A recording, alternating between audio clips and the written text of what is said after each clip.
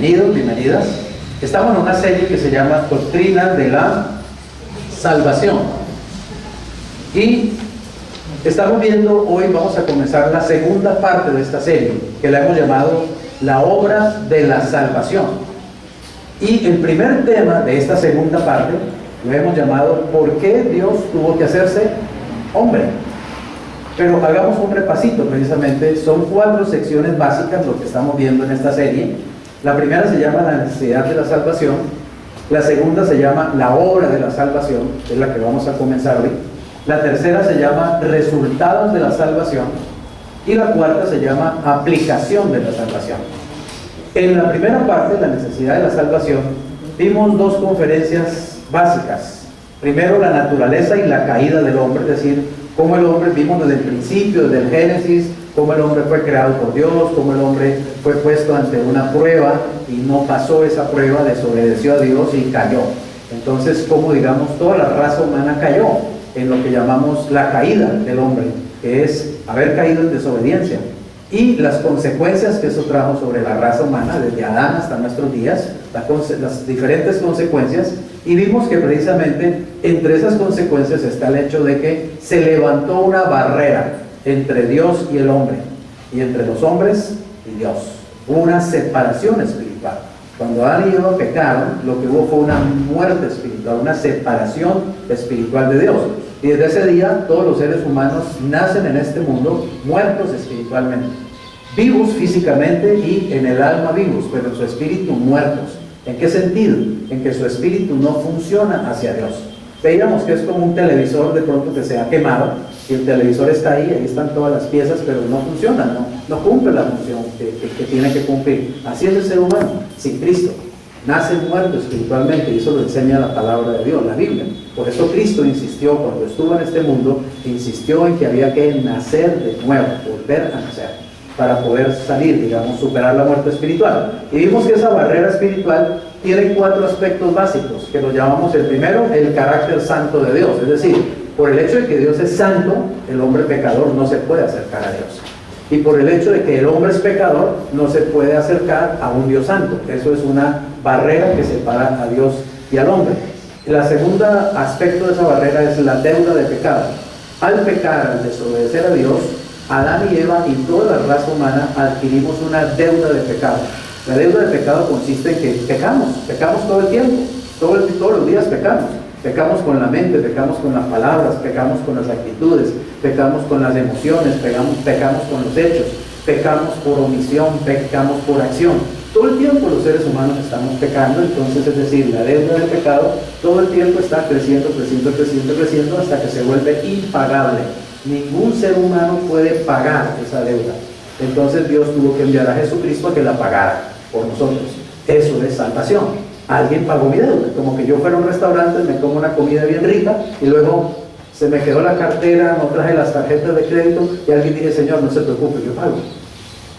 Y me libró de esa deuda. Así es lo que Dios hizo por medio de Jesucristo. Vino a librarnos de esa deuda del pecado, que se vuelve impagable para cualquier ser humano. ¿Por qué? Porque ninguno de los seres humanos tenemos la justicia suficiente para poder vivir una vida sin pecado. Solo Jesús vivió esa vida sin pecado.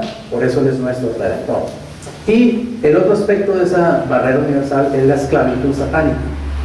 Como el hombre fue engañado por Satanás y en el paraíso decidió hacer lo que Satanás le decía y no lo que Dios le decía, inmediatamente en el sentido espiritual el hombre quedó bajo la paternidad espiritual de Satanás. Salió de la paternidad de Dios y se volvió un esclavo de Satanás. El hombre fue creado para ser un ser teocéntrico, es decir, centrado en Dios, pero se volvió un ser egocéntrico, centrado en él mismo. Y la naturaleza humana es egoísta, por naturaleza somos egoístas. Y ese egoísmo humano es el que precisamente es la base y la raíz de tantos conflictos en el matrimonio, en los hogares, en las empresas, en la casa, en la calle. El egoísmo del ser humano es lo que no permite que podamos vivir en armonía, en paz, en prosperidad, en bendición, porque tenemos una naturaleza pecaminosa, una naturaleza que continuamente nos inclina a la desobediencia a Dios. Y eso trae desgracia, eso trae miseria, eso trae dolor, eso trae guerras, eso trae todo tipo de esclavitud. Y finalmente, el cuarto aspecto de esa barrera universal vimos que es la muerte espiritual. Es el hecho de que al pecar, el hombre se separó espiritualmente de Dios y quedó muerto espiritualmente. Por eso el ser humano no puede oír la voz de Dios. Por eso Adán y Eva hablaban con Dios así, cara a cara, dice la Escritura. ¿Quién puede hablar cara a cara con Dios? ¿Qué ser humano puede decir, esta mañana hablé cara a cara con Dios? Solo los cristianos podemos ser restaurados en ese aspecto y por el Espíritu Santo poder volver a escuchar la voz de Dios en nuestros corazones. Y uno sí puede decir, esta mañana hablé con Dios. Aunque no lo vemos físicamente, podemos escuchar su voz en nuestro espíritu, en nuestro corazón, cuando hemos nacido de nuevo, cuando hemos recibido a Cristo. Y obviamente, cuando tenemos una buena comunión con Dios y aprendemos a escuchar la voz de Dios, a distinguir la voz de Dios. Porque en el mundo hay diferentes voces. Está la voz de Satanás, que habla a nuestra conciencia. Está nuestra propia voz de la carne, del pecado, que también habla a nuestra conciencia. Pero también está la voz de Dios, que habla a nuestro espíritu, a nuestro corazón. En la medida que vamos caminando con Dios, que vamos conociendo a Dios, que vamos conociendo su palabra, que vamos siendo llenos del Espíritu Santo y guiados por el Espíritu Santo, aprendemos a distinguir la voz de Dios. Pero el secreto es conocer la voz de Dios, es pasar mucho tiempo a solas con Dios, mucho tiempo con Dios. Mi esposa me puede llamar desde cualquier lugar del mundo o de cualquier sitio y yo inmediatamente reconozco su voz. ¿Por qué?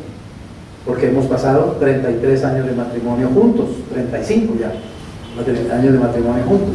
Entonces yo conozco la voz de mi esposa, ¿está claro? Jesús dijo, mis ovejas conocen mi voz, oyen mi voz y conocen mi voz.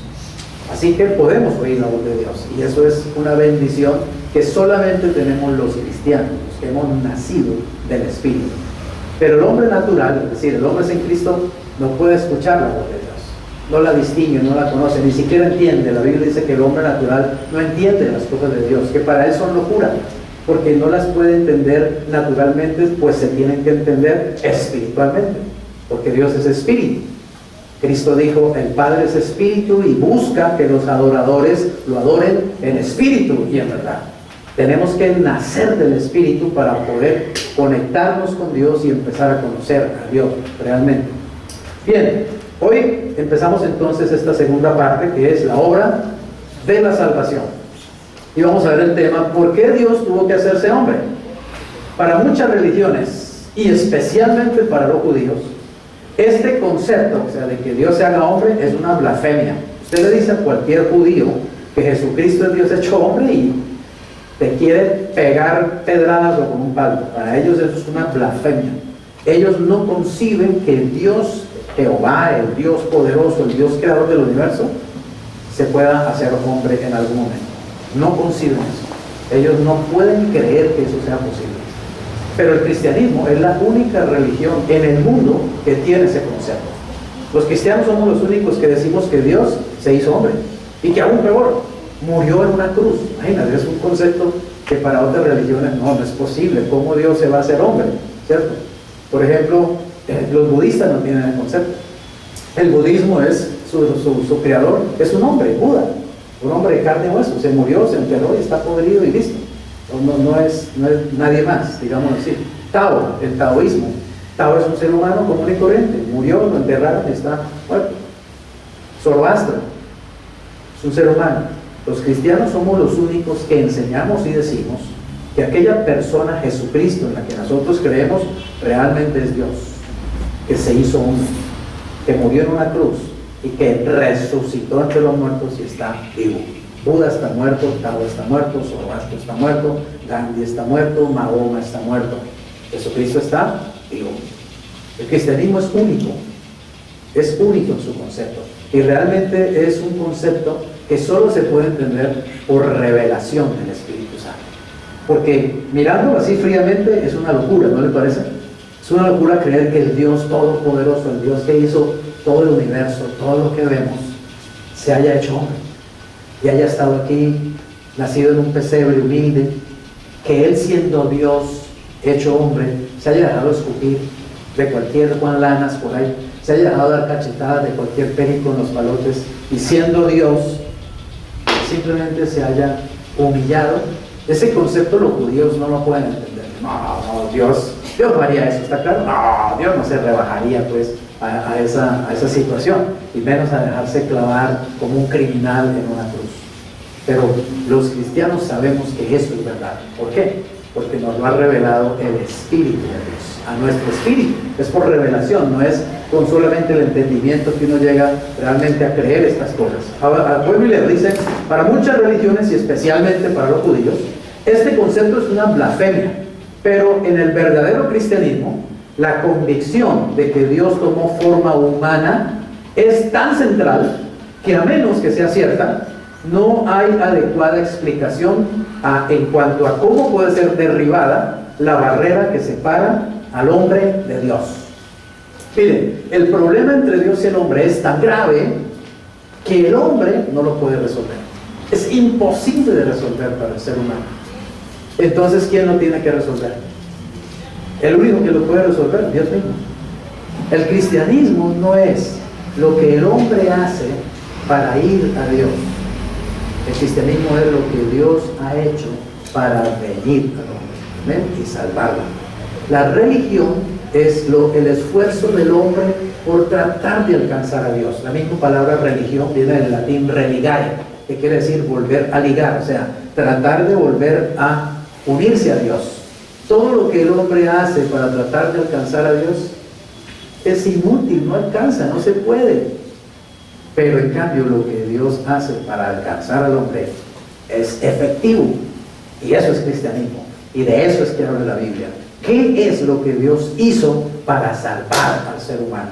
¿Cuál fue el plan que Dios ideó para poder salvar al hombre? Y eso está, digamos, centrado en la persona de Jesucristo, el Redentor, el Salvador. Así que cuando hablamos de Jesucristo, hablamos de Dios hecho hombre, que vino a derribar esa barrera que separaba al hombre de Dios y poder reconciliarnos con Dios. Pero precisamente existe el problema de la comunicación. ¿Cómo podía comunicarse de un Dios santo con un hombre pecador? ¿Cómo puede comunicarse un Dios que es espíritu con un ser humano que es carne y tiene un entendimiento entenebrecido y tiene una cantidad de ideas y una cantidad de ruido en su cabeza? ¿No ha visto que la mente no para? ¿No se ha dado cuenta que su mente no para? Y usted tiene ahí una cantidad de pensamientos todo el tiempo y en desorden, ¿o no?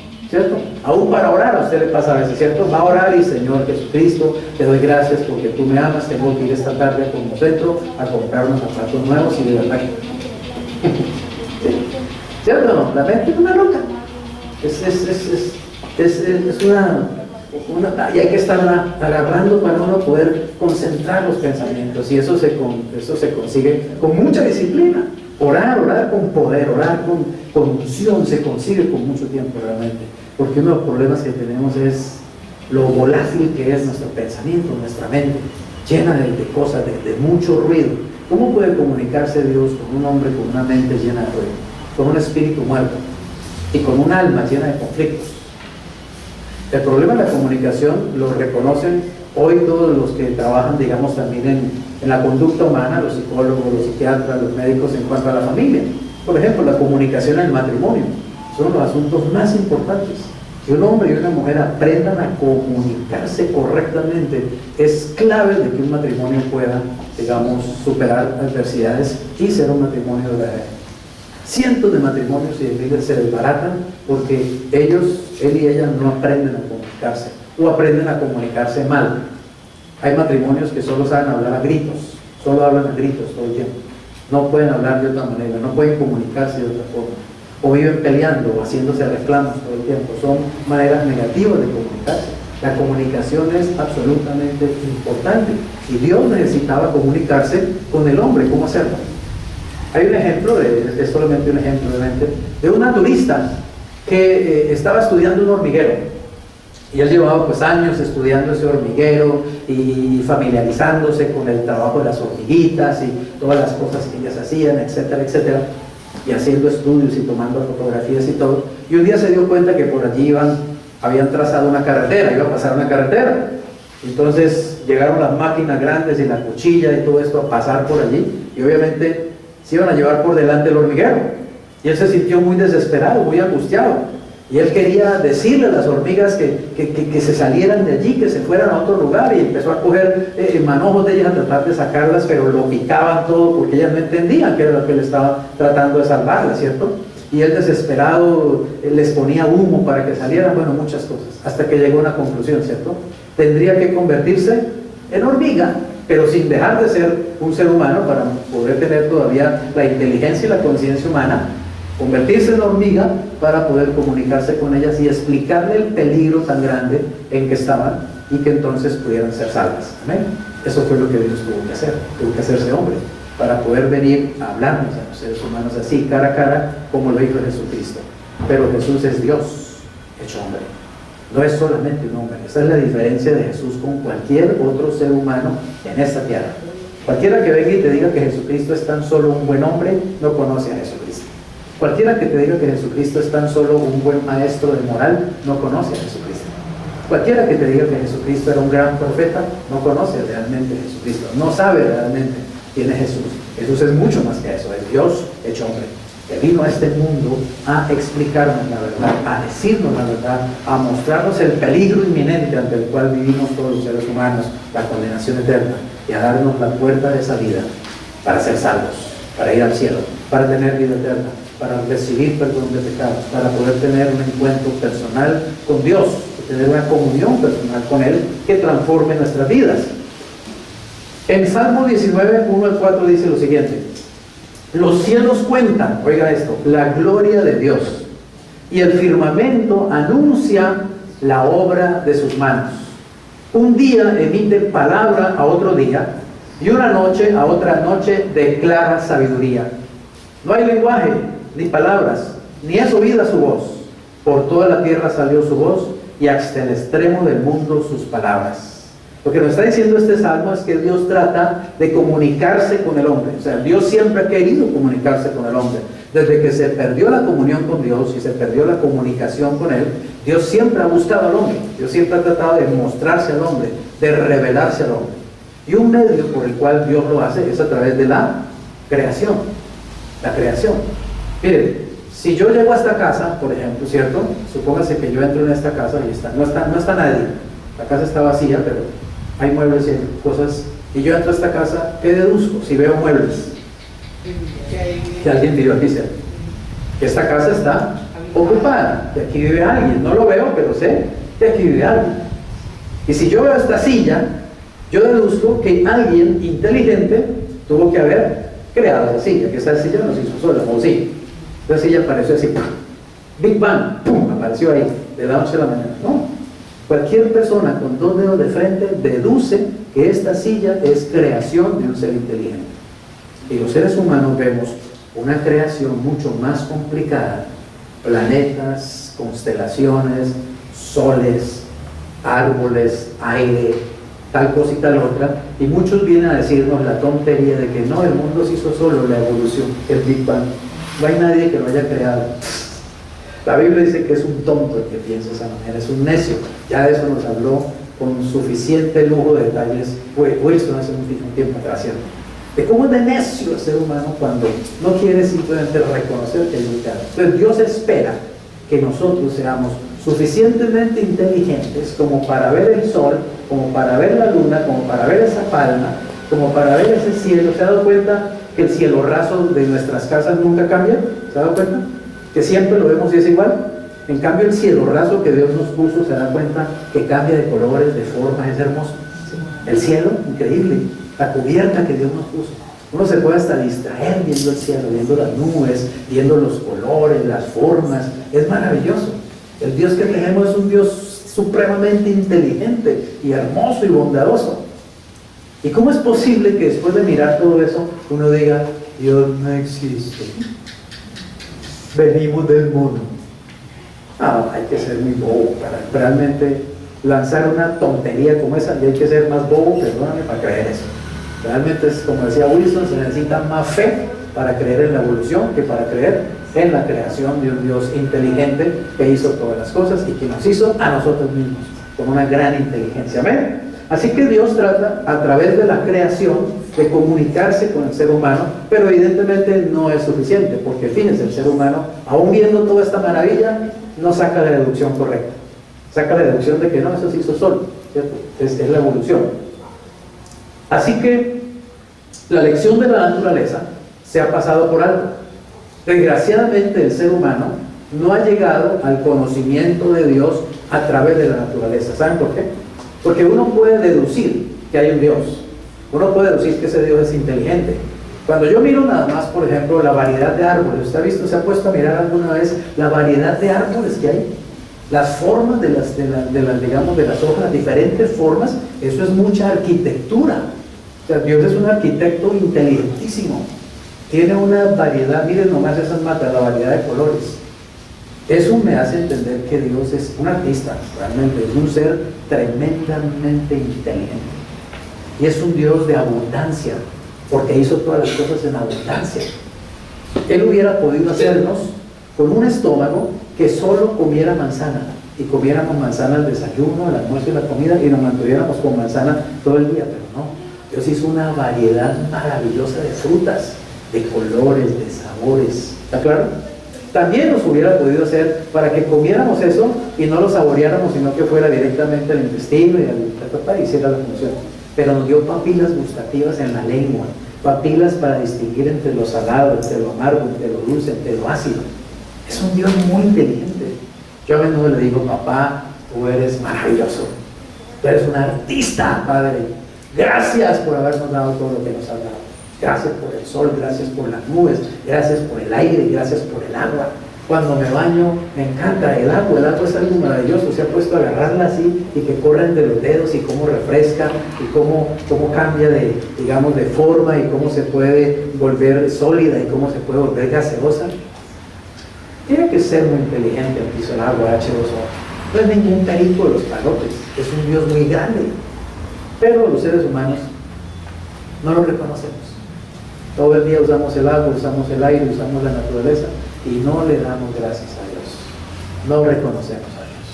Es como que a usted, señora, todos los días atendiera a su esposo con el plato de comida y su esposa. Y ni las gracias. ¿Te gustaría eso? Pero así somos los seres humanos con Dios. No lo reconocemos.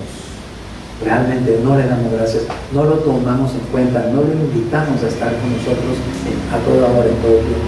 Recibimos miles de bendiciones de Él gratis, y ni siquiera reconocemos esas bendiciones. Es más, ni siquiera nos damos cuenta que Dios es real. Y hay tontos diciendo que Dios no existe. Qué desgracia la del ser humano, qué estupidez la del ser humano, qué necedad la del ser humano. Eso es el resultado de estar muerto espiritualmente, no reconocer a Dios, no entender a Dios, no percibir a Dios, no amar a Dios. Es que Dios es imposible conocerlo y no amarlo. Es imposible. Uno no puede decir que conoce a Dios y no amarlo. Cuando tú lo conoces, tú lo vas a amar realmente. Cada día lo vas a amar más. Pero bien, este mensaje de la naturaleza no ha sido escuchado por el corazón del hombre. Mira lo que dice Romanos 1, 18 al 21. Porque la ira de Dios se revela desde el cielo contra toda impiedad e injusticia de los hombres, oigan esto, que detienen con injusticia ¿qué? La verdad. ¿Cuál verdad? La verdad de que Dios existe, la verdad de que Dios es real, la verdad de que a Dios hay que amarlo, a Dios hay que respetarlo, a Dios hay que escucharlo, a Dios hay que obedecerlo. Esa verdad es detenida por los hombres cada vez más. Y cada vez más esta sociedad se corrompe cada vez más porque no quiere reconocer a Dios, porque no quiere escuchar a Dios, porque no quiere obedecer a Dios. Cada día, cada vez más, a través de la política se están haciendo leyes donde se va borrando a Dios. Ya quieren sacar a Dios hasta de la Constitución de Colombia. Sacarlo, ¿no? No hay que nombrar a Dios. Hoy en día hay lugares donde tú no puedes nombrar a Dios. ¿Por qué? Yo no puedo decir Dios porque hay que respetar al que no cree en Dios. Entonces de pronto se ofende si yo digo que Dios existe. ¿Por qué? ¿Por qué? Si no voy a tener que detener de decir que Dios existe y que yo creo en Dios. Yo me avergüenzo de decir eso. Dios es el que me ha dado todo lo que yo soy, todo lo que yo tengo. Sin Él yo no estaría ni siquiera respirando o hablando aquí en este instante. Sin Él nada podemos hacer. ¿Por qué no reconocerlo? Pero cada vez más ustedes van notando que en la política se van lanzando leyes donde todas las cosas, aún los símbolos religiosos, hay que quitarlos de ahí. No faltaría que me diga, esa palabra de Jesús no está bien, eso tiene que quitar. Eso no está bien porque se puede ofender uno que sea seguidor de Mahoma, entonces se ofende. O un seguidor de Madonna, entonces también se ofende. ¿Cierto? O de Shakira, no se va a ofender. Es increíble cómo estamos. Eso es fruto de una sociedad que se aleja cada vez más de Dios. Y mire lo que pasa cuando una sociedad se aleja de Dios. Mire lo que dice. Porque lo que de Dios se conoce les es manifiesto, pues Dios se lo manifestó. O sea, ¿cómo ha manifestado Dios su presencia? A través de su creación. La creación dice, yo existo, ahí está mi creación. Yo les he explicado el hecho, ¿cierto? Es como que yo entro a un museo y veo una cantidad de obras de arte maravillosas allí, por ejemplo, los cuadros de Miguel Ángel, por ejemplo, ir a la Capilla Sixtina, que he estado ahí y he visto la maravilla de lo que pintó Miguel Ángel ahí en la Capilla Sixtina. Y llegarlo allí y decir, muy lindo, muy hermoso, pero eso no lo hizo nadie, eso se hizo solo. Por allá hace millones de años, donde no había nadie para que comprobara eso, hubo un Big Bang, un estallido de partículas. Y esas partículas comenzaron a chocar las unas con las otras, y se fue formando materia. Y esa materia se fue transformando con los millones de años, se fue transformando, y fueron apareciendo los colores de esa pintura, y fueron apareciendo esa figura. Estupidez también. ¿No les parece que es absurdo y es estúpido? Que yo diga, Miguel Ángel no existe, él se hizo solo. Miramos este mundo maravilloso y decimos, Dios no existe. Lo que hacemos es simplemente negar a Dios. Y lo negamos porque nos da la gana, no porque no tengamos suficientes evidencias de su existencia. Es porque nos da la gana negarlo, porque no queremos reconocerlo, porque en nuestro corazón hay rebeldía, naturaleza pecaminosa. Porque las cosas invisibles de Él, ¿cuáles cosas? Su eterno poder y su divinidad, su deidad, se hacen, oiga esto, claramente visibles desde la creación del mundo, siendo entendidas por medio de las cosas hechas, de modo que no tienen excusa. Nadie tiene excusa para decir, es que yo soy ateo porque no he visto a Dios. ¿Que no has visto su obra, ciego? Entonces, no hay excusa. Pues habiendo conocido a Dios, no le glorificaron como a Dios, ni le dieron gracias, sino que se envanecieron en sus razonamientos y su necio corazón fue lleno de oscuridad, de tinieblas, de ignorancia espiritual. Simplemente.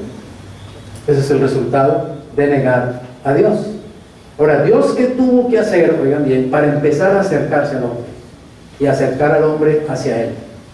Dios estableció un sistema que muchos no entienden y es el sacrificio de animales.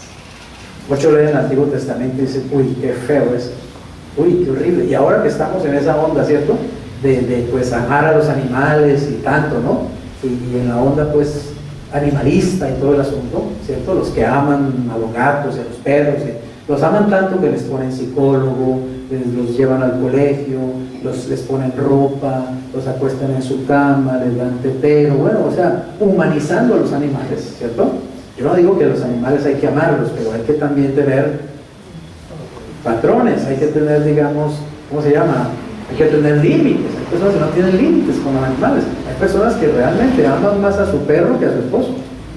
Aman más a su perro que a su suegra.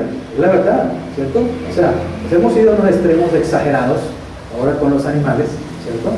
Pues imagínense a esas personas sí que les parece horrible, uy, ¿no? Que en el Antiguo Testamento degollaban un corderito y derramaban la sangre, porque a Dios eso le agrada, uy, ¿no? Que Dios tan sanguinario. Pero no entienden un detalle. Y es el siguiente, es que si eso no se hacía, era el ser humano que tenía que derramar su sangre. ¿Qué preferiría usted? ¿Que la derrame un cordero o derramarla usted? Ese era el sistema, ¿saben por qué? Porque Dios, por medio del sacrificio de animales, estaba mostrando lo grave que es el pecado, lo grave que es ofenderlo a Él, lo grave que es ofender su carácter, lo grave que es desconocerlo a Él, lo grave que es no glorificarlo a Él. Se paga con la muerte, realmente, con la muerte. Hay que derramar sangre. El pecado solo se paga derramando sangre. Pero si todos tuviéramos que derramar sangre por el pecado, ¿quién quedaría vivo? Entonces Dios eligió que un ser vivo, como un animalito, una oveja, muriera en lugar del otro. ¿Está claro? Que un inocente pagara por el pecado. ¿Saben por qué? Porque eso era un símbolo de que un día vendría el Cordero de Dios, Jesucristo, a morir como inocente por todos nosotros, sarta de pecadores y vergüenzas que estamos aquí todos, porque ninguno aquí nos salva. Todos aquí somos pecadores, ¿o no?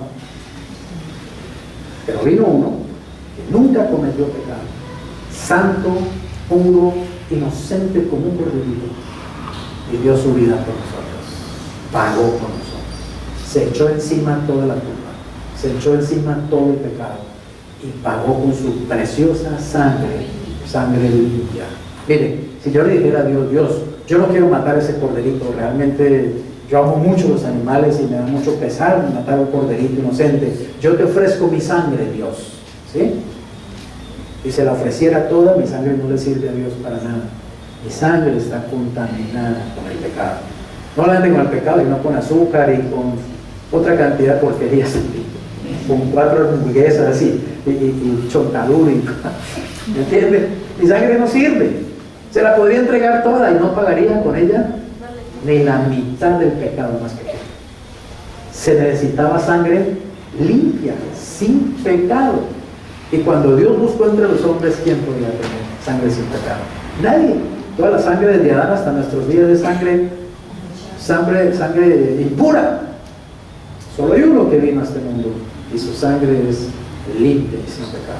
Solo esa sangre pudo aceptarla Dios el Padre como sacrificio. Pero entre tanto que viniera Jesús, tenía que haber un sistema, ¿está claro? Un sistema que le permitiera a las personas acercarse a Dios a través de un sacrificio, porque nadie podía acercarse a Dios simplemente así, porque el pecado lo impide. Tenía que haber un sacrificio de por medio, y eso fue lo que Dios estableció.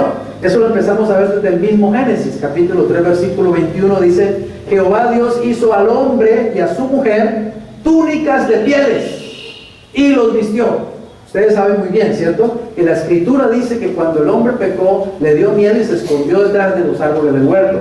Y que Adán y Eva se hicieron delantales de hojas de higuera, se hicieron delantales de plantas. Ellos se hicieron su propio vestido. Pero Dios dijo, no, ese vestido no sirve, le voy a hacer uno mejor. Le hizo de pieles de animales. Pero para hacerle un vestido de piel a Adán y un vestido de piel a Eva, alguien tenía que entregar esa piel, ¿cierto? Alguien tenía que darla. Es decir, tuvieron que morir por lo menos 2 animales. Hasta ese momento los animales no morían, porque en el paraíso no había muerte. Pero hubo que murieran 2 animales inocentes para que Dios cubriera al ser humano. Esa es la figura de que por medio del sacrificio Dios cubriría los pecados de la humanidad. Los cubriría temporalmente hasta que viniera Jesucristo, ¿está claro? Así que todos esos, sacrificios del Antiguo Testamento, oigan bien, nunca quitaron el pecado, solo lo cubrían. Era como meter el pecado debajo del tapete, nada más, cubierto apenas. El único que puede quitar el pecado se llama Jesucristo. Por eso Juan Bautista, cuando vio a Jesús, dijo: he ahí el Cordero de Dios que quita el pecado del mundo. Yo creo que lo puede quitar, borrarlo, desaparecerlo para siempre. Pero Dios ideó un sistema temporal, ¿cierto?, para los pecados. Pero hay otro detalle, note bien, los pecados solo eran perdonados al que hacía el sacrificio, y el que no hacía el sacrificio, pues sus pecados estaban ahí, siempre delante de Dios. O sea que ese sistema solo servía para los que hacían el oficio o el sacrificio, digámoslo así, y más que todo era el pueblo de Israel, que era el que conocía ese sistema. Las demás naciones no sabían de ese tipo de sistema. Hebreos 9:22 dice: y casi todo es purificado según la ley de Moisés, con sangre. Oigan esto: y sin derramamiento de sangre, ¿qué? No se hace remisión, es decir, no hay posibilidad de perdón si no hay derramamiento de sangre. Es decir, el pecado es tan grave que se paga con la vida. Miren que ahora se está diciendo, ¿cierto?, que haya cadena perpetua, ¿no? Cadena perpetua para violadores de niños. Es duro, ¿cierto?, que a uno lo metan el resto de la vida en una cárcel por un crimen. Es duro, es una pena dura. Pero mucha gente está diciendo, hay que hacerlo. Porque si no, estos desgraciados que matan a los niños y violan a los niños, pederastas, esto van a seguir haciéndolo en Colombia porque no pasa nada. Pues quiero decirte una cosa, la ley de Dios dice, la paga del pecado es muerte. La paga del pecado. Pastor, ¿y si es un pecado así chiquitico? Muerte. Y si es un pecado gordito, rosadito, es muerte. Y si es una mentirita blanca, que muerte. ¿Entiendes la idea? La ley de Dios es, pecado es pecado. Y la única paga es muerte. Entonces, ¿qué quiere decir eso? Que los seres humanos estábamos ante un grave problema con Dios. Porque no solamente tenemos pecaditos, sino pecadotes también. Deuda de pecado. Pero Dios resolvió el problema, cargando esa deuda en la persona de su Hijo Jesucristo, y Él la pagó. Y lo que Él me pide es, Freddy, cree que yo ya pagué por ti. Cree que pagué por ti. Creo, acepta el pago que yo hice. Si yo lo creo, recibo esa bendición. Ese pago se hace efectivo y es anotado a mi cuenta. Y quedo en saldo cero con Dios. Quedo reconciliado con Dios. Quedo con cuentas claras. Dios nunca me va a pedir cuentas por el pecado. Amén. Jamás me va a pedir cuentas por el pecado. Porque mi deuda fue cancelada, fue pagada. Pero Dios, oiga bien, sí me va a disciplinar. ¿Está claro? Porque es mi Padre. Sí me va a disciplinar por el pecado. Claro que sí. Me va a corregir por el pecado. Claro que sí. Va a utilizar el pecado para formarme, pero jamás usará el pecado para condenarme. Nunca lo usará para eso, porque la deuda fue pagada. Gracias a Dios por Jesucristo. Amén. Gracias a Dios por Jesucristo. Bien, en Hebreos 10, 3 y 4, y luego saltando al versículo 11, dice lo siguiente. Pero, oigan bien, en estos sacrificios cada año se hace en memoria de los pecados. Ahí se está refiriendo básicamente al día de expiación, que era un día del año en que Israel hacía una gran ceremonia para el perdón de los pecados. En estos sacrificios cada año se hace en memoria de los pecados, porque la sangre de los toros y de los machos cabríos no puede ¿qué? No puede quitar los pecados. Y ciertamente todo sacerdote está día tras día ministrando y ofreciendo, ¿cuántas veces? Muchas veces. ¿Qué cosa? Los mismos sacrificios. O sea, la repetición de la repetidera, como pasaba en la religión aquella, ¿cierto? La repetición de la repetidera, todos los días y cada domingo el mismo cuento. El sacrificio de la misa, mismo cuento, la misma repetidera todo el tiempo. Y eso no puede quitar los pecados. Así eran estos sacerdotes de Israel, igualito de los judíos. Dice, ministrando de los mismos sacrificios que nunca pueden quitar los pecados. Porque solo Cristo quita los pecados y el pecado. Solo Cristo salva. Entonces, para ir terminando, sencillamente Dios idea un plan para rescatar al hombre, para salvar al hombre. No hay sino un medio para salvar al hombre, y es que Él mismo venga y lo haga. Amén. Él mismo venga y lo haga. Pero Él envía a su Hijo Jesucristo. O sea, en Jesús, Dios mismo viene. Porque recuerden, Dios Padre, Dios Hijo, Dios Espíritu Santo. Amén. Tres personas distintas: Padre, Hijo, Espíritu Santo. Pero un solo Dios verdadero, no uno en cantidad, sino en unidad. Son tres personas distintas, eso es cantidad, tres, pero son uno, eso es unidad. Quiere decir que el Padre está perfectamente unido al Hijo, y el Hijo está perfectamente unido al Espíritu Santo, pero cada uno es una persona distinta, diferente. Así que Dios el Padre creó, planeó cómo salvar al hombre, y el Hijo dijo: yo voy y lo hago, yo lo ejecuto. Yo voy y me meto allá al mundo, me hago hombre. Estando Cristo en espíritu, toma forma humana, toma cuerpo de carne y de sangre, se humaniza, entra en un cuerpo humano y viene a este mundo como un hombre.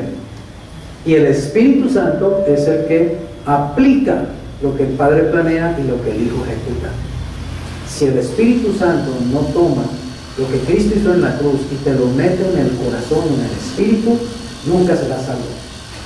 Esa medicina nunca te funcionará. Mira, es como que una persona fuera al médico, ¿cierto? Una muchacha que tenía un gran dolor de estómago fue al médico. Ay, doctor, yo no sé qué hacer con este dolor de estómago tan grave que tengo. Entonces el médico dijo, mire, tómese este frasquito, ¿cierto?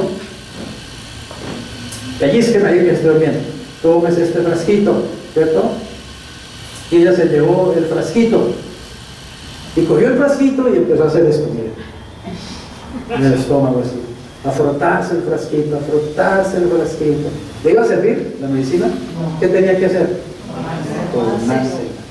Quiero decirte esto, mira, lo que Dios planea, Cristo lo ejecuta. Por eso Él dijo, yo vengo a hacer no mi voluntad, sino la voluntad del que me dio. Él vino a hacer el plan de Dios paso a paso, paso a paso. Y Cristo ejecutó el plan. Y es perfecto ese plan. Cristo murió en la cruz y se resucitó entre los muertos. Pero Jesús volvió al cielo. ¿Y a quién envió? Al Espíritu Santo. El Espíritu Santo es el que viene y trae esa salvación que ya Cristo ejecutó, trae y te la entrega. Amén. Pero si tú no recibes esa salvación, el Espíritu no entra. Y si no entra, tú no eres salvo, no tienes salvación. El ser humano sigue rechazando a Dios, sigue rechazando a Jesús. Cuando una persona dice, yo no creo en Dios, ¿qué está haciendo? Está rechazando a Dios y está rechazando la salvación que Dios ofrece. Yo no creo que Jesucristo es Dios. Yo creo que Jesucristo era un gurú. Jesús se perdió por allá 30 años.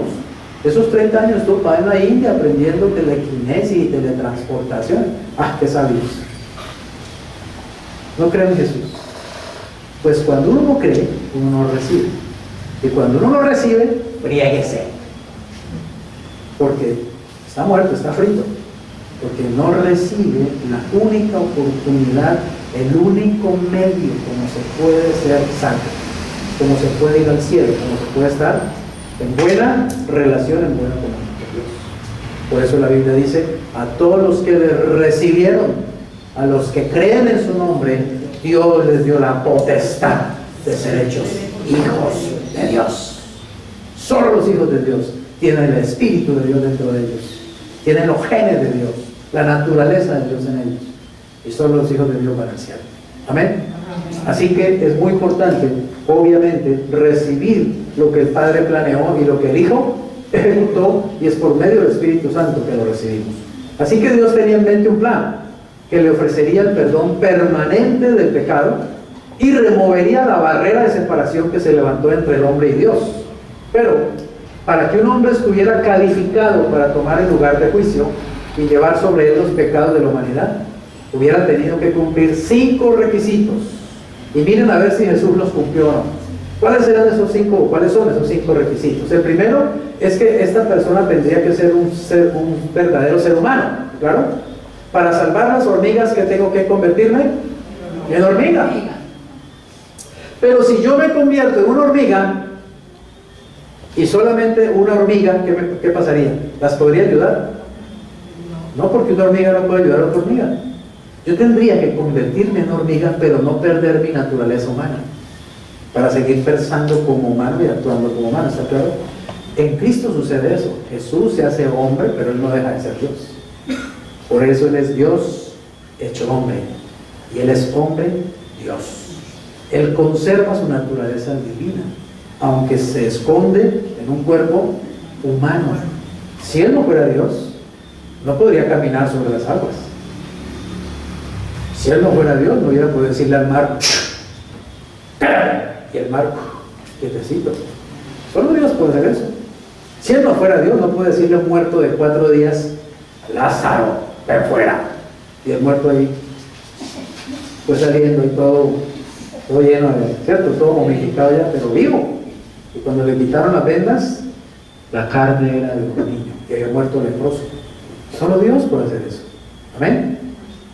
Solo Dios puede convertir agua en vino, cambiar H2O en otra fórmula, solo así, solo porque quiere hacerlo. Así que Jesús conserva su divinidad, aunque Él también toma humanidad completa. Amén. Eso se llama la unión hipostática, eso lo vamos a ver más adelante. La unión hipostática. Jesús es Dios hecho hombre. Hasta Napoleón lo dijo, mire. Hasta Napoleón fue suficientemente inteligente para decir eso. Cuando él ya estaba, digamos, desterrado en la isla de Malta, Napoleón dijo una frase como esta: yo conozco muy bien a los hombres y puedo decir que si algún día Dios fue un hombre o un hombre fue Dios, esa persona es Jesucristo. Qué buena frase, ¿cierto? Yo conozco muy bien a los hombres y puedo decir que si algún día Dios fue un hombre o un hombre fue Dios, esa persona tiene que ser Jesucristo. Y eso es Jesucristo. Él cumplió ese requisito, ¿cierto?, de ser un verdadero humano. Por eso dice que Él nos puede entender y que Él fue tentado en todo lo que nosotros somos tentados, pero no pecó. En segundo lugar, esa persona tendría que ser libre de todo pecado. Búsqueme uno. Búsqueme uno que sea libre de pecado. No hay ni uno solo. Nadie que descienda de Adán, ningún descendiente de Adán puede cumplir esa condición. Tercer lugar, tendría que ser alguien que cumpliera perfectamente la ley de Dios. Oiga bien. Y no solamente de labios para afuera, ¿no? O no solamente de apariencia. Jesús dijo que no era solamente de apariencia, que tendría que ser con el corazón y con los pensamientos y con la conciencia. Yo no he matado a nadie, nunca. O sea, no he quitado la vida a nadie. Pero en mi mente sí he matado a personas. Les he deseado la muerte. ¿Está claro? Y para se muera de vacío. Que lo mate un rayo y que lo quise un tren. ¿No somos así? En nuestros deseos, en nuestros pensamientos, ¿cuántas cosas no hacemos? ¿Cierto? Matamos y comemos del muerto. Y hacemos mil cosas. ¿Y saben qué dijo Jesús? Que para cumplir la ley de Dios, también hay que cumplirla allí. Imagínate, ¿quién la cumple? Nadie. Él sí la cumplió. ¿Te puedes imaginar una persona como Jesús que andando en este mundo y teniendo las tentaciones en este mundo, 33 años y medio, jamás en su mente rompió la ley de Dios? Nunca. Que su mente y su pensamiento eran tan puros que jamás violó la ley de Dios en sus emociones, en sus deseos, en sus pensamientos y mucho menos en sus acciones. Él pudo pararse frente a una turba y decirles: ¿quién de ustedes me acusa de pecado? A ver, diga alguno de ustedes de qué pecado me acusa. Y nadie podía decir: diga usted tal cosa, usted tal otra, usted tal otra. Nadie puede acusarle de pecado. Es que Él no es solamente un hombre, Él es Dios hecho hombre. No me vengas con el cuento de que Jesús es un maestro de moral, es un gran filósofo, o era un mago de la India. Déjase de ser tan bobo. Que alguien que nunca pecó no puede ser simplemente un ser humano. Tiene la naturaleza de Dios.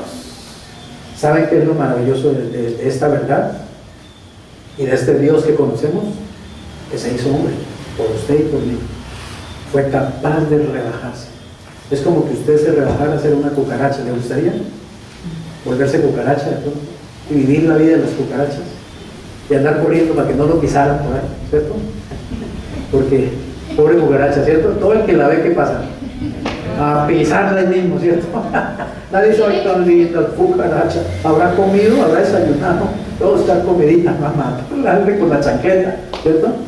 Imagínate, Dios se arriesgó a hacerse hombre y a estar tan vulnerable como un ser humano en medio de nosotros por amor, para rescatarnos. En cuarto lugar, este requisito: tener pleno conocimiento de lo que venía a hacer, de cuál es su obra. Este hombre tendría que saber qué era lo que estaba haciendo. ¿Supo Jesús lo que estaba haciendo? Desde los 12 años. ¿Por qué me buscabais? ¿No sabéis que en los negocios de mi padre me es necesario estar? Él sabía quién era y a qué había venido. Aún desde los 12 años tenía conciencia clara de quién era él y cuál era su misión. Y en quinto lugar, tendría que estar dispuesto, evidentemente, ¿cierto?, a pagar el precio. Y aún en su momento más difícil, ahí en Getsemaní, Padre, si es posible, pase de mí esta copa, pero no como yo quiero, sino tú quieres. Estuvo dispuesto a rendirse y a pagar el precio de venir a morir por nosotros. ¿Y sabe qué dice la Biblia? Que Él no murió por amigos, Él murió por enemigos, porque eso éramos nosotros en nuestro corazón, éramos enemigos de Dios. Y la Biblia dice que alguien podrá morir por otro, por un amigo, pero morir por un enemigo. Si aquí entraran ahora un grupo de gente armada, encapuchados y armados con fusiles de largo alcance y todo eso, y dijeran, bueno, odiamos a los cristianos nos caen gordísimos, los odiamos, los cristianos deben morir, pero le vamos a dar una opción: ¿los matamos a todos o solo matamos a uno de ustedes que se ofrece? ¿Quién diría, ay, yo? Pues, no, venga, mátenme a mí, váyanse todos los demás, mátenme a mí. ¿Quién se ofrece? ¿Quién será el primero? Más de uno haría, ¿cierto? En la esquina está mi suegra. Jesús dijo, yo voy a qué. El Padre dijo, alguien tiene que morir. Ir al mundo y morir y llevar toda la inmundicia a Jesús, enemigos y pecadores. Y Cristo dijo, yo voy para ti, yo lo hago. Él dijo, nadie me quita mi vida, yo de mí mismo la pongo. Y de mí mismo tengo poder para ponerla y tengo autoridad para volverla a tomar. Él vino voluntariamente a su vida por nosotros. Y créanme, humanamente no valíamos nada, la verdad es eso. No valíamos tanta sangre, no valíamos tanto sacrificio, no valíamos que una persona tan especial como Jesús viniera en su vida. Pero Él lo hizo. ¿Será que lo podemos amar un poquito? ¿Será que lo podemos adorar? ¿Será que lo podemos bendecir? ¿Será que lo podemos dar a conocer? ¿Será que Él se merece eso? ¿O se merece nuestra indiferencia? Y que solamente lo tengamos como un mandadero. Que, Chucho, venga Chucho, vea, tengo un problema, resuélvame. Chuchito, deme el número de la lotería a ver si me lo gano, Chuchito. ¿Cierto? Pues entendemos que es nuestro Señor, nuestro Dios, nuestro Rey, ante el cual debemos estar realmente humillados de rodillas y besar sus hermosos pies que tienen un hueco así de grande del clavo de esa cruz. ¿Será que le decimos, Señor, yo te quiero amar con todo mi ser, te quiero respetar, yo quiero conocerte cada día más para saber quién realmente eres tú, con quién es que yo me estoy entendiendo, quién fue el que vino a mi corazón, quién fue el que vino a salvarme? Y yo quiero conocerte, Señor, de tal manera que cuando yo le hable a otros, ellos también te puedan conocer. ¿Amén? Ok, vamos entonces a concluir. ¿Qué nos queda? Conclusión. Dios tuvo que hacerse hombre porque era la única manera como podría salvar a usted y a mí, a la humanidad, y destruir la barrera universal que los separaba. No había otra forma. Si Dios no se hace hombre, nunca hubiéramos podido resolver ese problema los seres humanos y estaríamos perdidos para toda la eternidad. No tendríamos este gozo que ahora tenemos, ¿cierto?, de conocer a Jesús, esta seguridad que ahora tenemos de la salvación, esta alegría de saber que nuestros pecados han sido perdonados, esta bendición de saber que tenemos vida eterna, que nos podemos morir y no hay ningún problema en morirnos. Al contrario, nos morimos y nos va mejor, vamos a disfrutar. No tendríamos esto que ahora tenemos, esta esperanza que ahora tenemos, este gozo que tenemos, este amor que sentimos por Dios, esta alegría de vivir que nos da cada día su Espíritu Santo. Si no fuera porque Él se hizo hombre. Bendito sea nuestro Dios que se hizo hombre y vino a este mundo a salvarnos. Démosle gracias. Padre, te alabamos, te bendecimos, te adoramos y no nos cansaremos nunca, Señor, de darte gracias porque tú, siendo un Dios tan grande, Señor, tan poderoso, Padre, tú hubieras podido destruir a Adán y a Eva y al mismo Satanás en el mismo día y en el mismo lugar. Y tú podrías haber hecho un nuevo Adán y una nueva Eva que te obedecieran, pero no lo hiciste.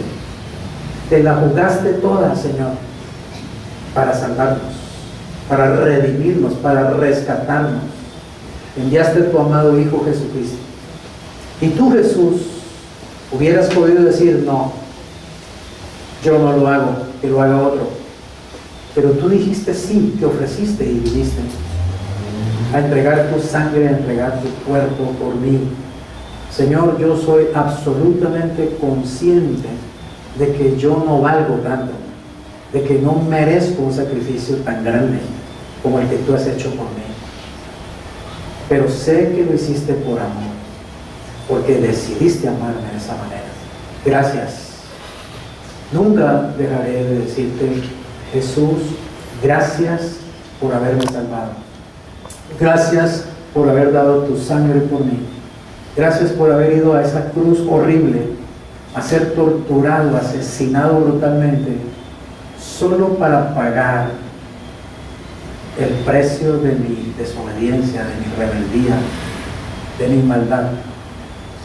¿Cómo no amarte, Señor Jesús? ¿Cómo no vivir cada día agradecido?